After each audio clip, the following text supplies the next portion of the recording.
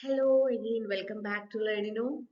So, നമ്മുടെ KEAM 2024 engineering and pharmacy option registration start ചെയ്തിട്ടുണ്ട്. അതുമായി ബന്ധപ്പെട്ടിട്ടുള്ള another important update that is reservation details. നമുക്ക് മാൻഡേറ്ററി ആയിട്ടുള്ള റിസർവേഷൻ അതെങ്ങനെയാണ് അതിന്റെ സ്പ്ലിറ്റ് അപ്പ് എന്നുള്ളതും റിസർവേഷനുമായിട്ട് ബന്ധപ്പെട്ടിട്ടുള്ള മറ്റ് കുറച്ച് ഇൻഫർമേഷൻസുമാണ് ഇന്നത്തെ വീഡിയോയിൽ നമ്മൾ പങ്കുവയ്ക്കാൻ പോകുന്നത്. സോ ഇതുവരെ നമ്മുടെ ചാനൽ സബ്സ്ക്രൈബ് ചെയ്തിട്ടില്ലെങ്കിൽ ജസ്റ്റ് ഒന്ന് സബ്സ്ക്രൈബ് ചെയ്യുക. റെഗുലർ ആയിട്ട് നമ്മുടെ വീഡിയോസ് കാണുകയാണെന്നുണ്ടെങ്കിൽ പോലും നമ്മൾ സബ്സ്ക്രൈബ് ചെയ്യാൻ മറന്നു പോയിട്ടുണ്ടെങ്കിൽ ജസ്റ്റ് ഒന്ന് സബ്സ്ക്രൈബ് ചെയ്യുക. എല്ലാ ലേറ്റസ്റ്റ് അപ്ഡേറ്റ്സും നമ്മൾ ഏറ്റവും ആദ്യം തന്നെ നമ്മൾ ഈ ഒരു ചാനലിലൂടെ പ്രൊവൈഡ് ചെയ്യുന്നുണ്ട്.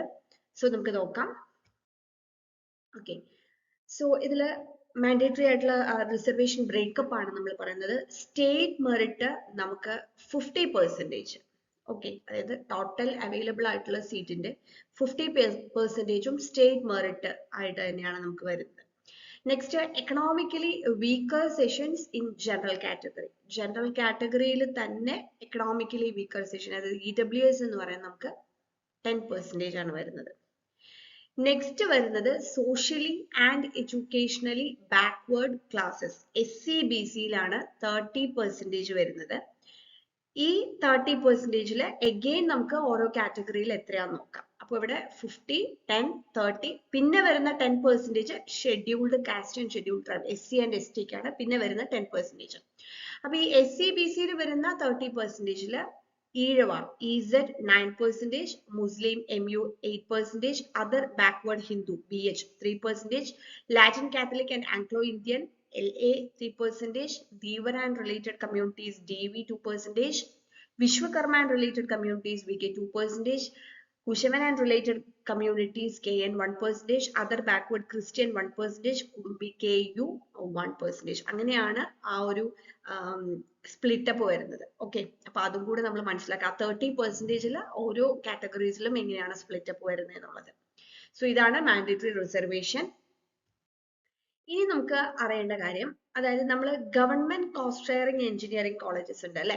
അപ്പൊ ഈ ഗവൺമെന്റ് കോസ്റ്റ് ഷെയറിംഗ് എഞ്ചിനീയറിംഗ് കോളേജസിൽ കേപ്പിന്റെ അണ്ടറിൽ വരുന്നതിൽ നമുക്ക് 90% സീറ്റും ഗവൺമെന്റ് മെറിറ്റ് സീറ്റ് ആയിട്ടും 5% സീറ്റ് അണ്ടർ മാനേജ്മെന്റ് കോട്ട, അത് cooperative സെക്ടറിലുള്ള എംപ്ലോയീസിന്റെ ചിൽഡ്രന് വേണ്ടിയിട്ടുള്ളതായിരിക്കും.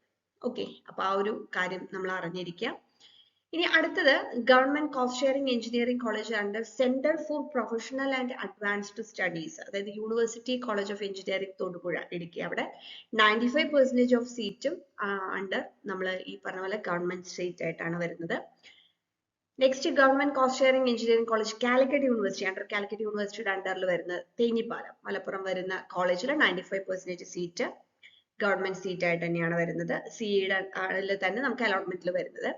Next, government cost sharing engineering college, 45% of seat under management quota will be allotted by the CE in addition to 50% of government seat. എന്താ പറയുന്നത്, government cost sharing engineering കോളേജസിൽ നമുക്ക് 50% government seat വരുന്നു.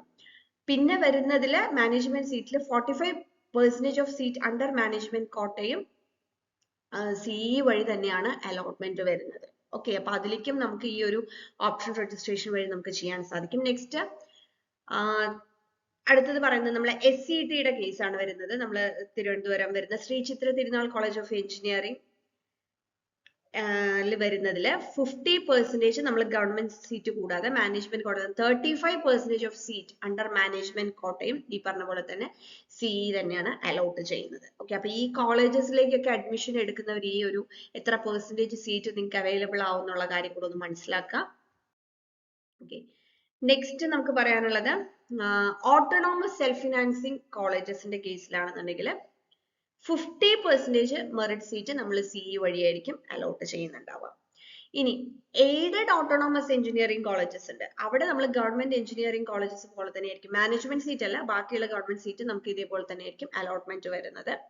പിന്നെ പ്രത്യേകം ശ്രദ്ധിക്കുക, ഇപ്പൊ നമ്മൾ ഏതെങ്കിലും കമ്മ്യൂണിറ്റി അല്ലെങ്കിൽ രജിസ്റ്റേർഡ് സൊസൈറ്റി അല്ലെങ്കിൽ ഇപ്പോൾ കോപ്പറേറ്റീവ് എംപ്ലോയീസിന്റെ ഡിപ്പെൻഡൻസ്, അപ്പൊ അവരൊക്കെ നമ്മൾ അഡ്മിഷൻ എടുക്കുമ്പോൾ നിങ്ങൾക്ക് ആ റിസർവേഷൻ വരുന്നുണ്ടെങ്കിൽ അതിനനുസരിച്ച് നിങ്ങൾ റെസ്പെക്റ്റീവ് കോളേജസിൽ എന്ത് കൊടുക്കണം, ഓപ്ഷൻസ് കൊടുക്കണം. ഇപ്പൊ നേരത്തെ നമ്മൾ പറഞ്ഞു കോപ്പറേറ്റീവ് എംപ്ലോയീസിന്റെ മക്കൾക്ക് പ്രത്യേക കോട്ട ഉണ്ടെങ്കിൽ നിങ്ങൾ ആ കോളേജിൽ നിങ്ങൾ ഓപ്ഷൻ കൊടുത്താലേ നമുക്കത് കിട്ടുള്ളൂ. അപ്പൊ അത് നിങ്ങൾ പ്രത്യേകം ശ്രദ്ധിക്കുക. അങ്ങനെ ഏതെങ്കിലും കമ്മ്യൂണിറ്റി വൈസോ ഏതെങ്കിലും സൊസൈറ്റി വൈസോ നിങ്ങൾക്ക് അവിടെ ഈ പറഞ്ഞ പോലെ കോട്ട അവൈലബിൾ ആണെന്നുണ്ടെങ്കിൽ അതിനനുസരിച്ച് റെസ്പെക്റ്റീവ് കോളേജസിൽ തന്നെ നിങ്ങൾ എന്ത് കൊടുക്കണം, ഓപ്ഷൻസ് കൊടുക്കണം. ഓക്കെ, സോ ആ ഒരു കാര്യം പ്രത്യേകം തന്നെ ശ്രദ്ധിക്കുക. പിന്നെ അതേപോലെ തന്നെ പേഴ്സൺസ് വിത്ത് ഡിസബിലിറ്റീസ് അവർക്കും ഈ ഫേസിൽ കൊടുക്കാനായിട്ട് സാധിക്കും. പക്ഷെ അതിന്റെ ബാക്കിയുള്ള കാര്യങ്ങൾ എങ്ങനെയാണ് അവരുടെ എലിജിബിലിറ്റി കാര്യങ്ങൾ എന്നുള്ളതൊക്കെ കൂടുതൽ ഡീറ്റെയിൽസ് പബ്ലിഷ് ചെയ്യുമ്പോൾ അതിനനുസരിച്ചിട്ടായിരിക്കും വരുന്നത്.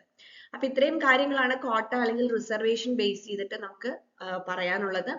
സോ ഈ റിസർവേഷൻ മനസ്സിലാക്കി നമുക്ക് അതിന് എലിജിബിൾ ആണെന്നുണ്ടെങ്കിൽ അതിനനുസരിച്ച് തന്നെ നിങ്ങൾ കൃത്യമായി ഓപ്ഷൻസ് സെറ്റ് ചെയ്ത് ഓപ്ഷൻ രജിസ്ട്രേഷൻ കംപ്ലീറ്റ് ചെയ്യുക. ഇനിയും ഓപ്ഷൻ രജിസ്ട്രേഷനുമായി ബന്ധപ്പെട്ട് നമുക്ക് അറിഞ്ഞിരിക്കേണ്ട മറ്റു കാര്യങ്ങളുണ്ട്. അതായത് ഫീ സ്ട്രക്ചർ ഒരുപാട് പേര് ചോദിക്കുന്ന കാര്യമാണ് ഫീ സ്ട്രക്ചർ. അപ്പൊ അത് ഞാൻ ഡീറ്റെയിൽഡ് ആയിട്ട് തന്നെ പറയാം, കാരണം നമുക്കത് ഒരു ജസ്റ്റ് പറഞ്ഞു പോകാനായിട്ട് സാധിക്കില്ല. പല കാറ്റഗറിയിലും പല രീതിയിലാണ് ഫീ വരുന്നത്.